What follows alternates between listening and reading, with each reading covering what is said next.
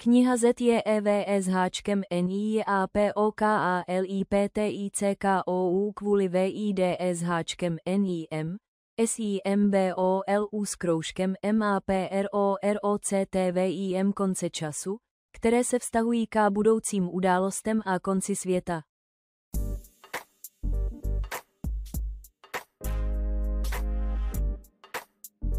Vítejte u BIBLIJSKEHO studií ZJEVS-NI Ježíše.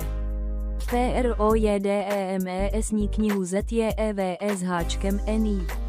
JMENUJI se MARANDAA budu vaší vedoucí.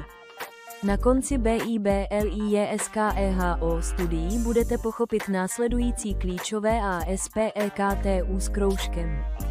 Klíčové ASPEKTY1. Vize, symboly AINTERPRETACE2.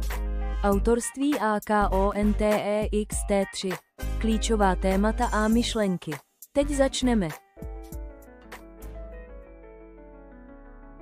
Kniha ZJEVS-NI je poslední knihou křesťanské Bible.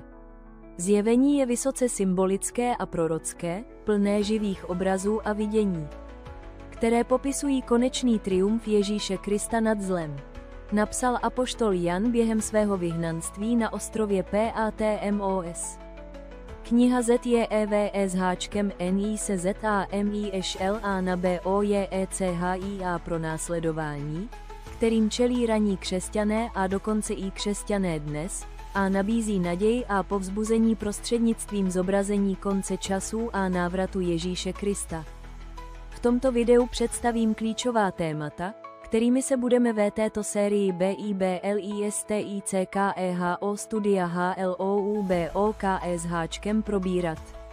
7 zlatých SVICU s kroužkem a jejich NADČASOVA poselství. 7 PEČETI a jejich odhalování tajemství. 7 TRUMPETS jejich silnými VAROVANIMI. 7 MISODHALUJICI boží konečný soud.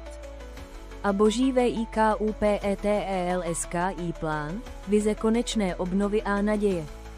Každé téma je důležitou součástí knihy Zjevení a společně vyprávějí příběh o boží věrnosti a ZASLIBSH věčného vítězství.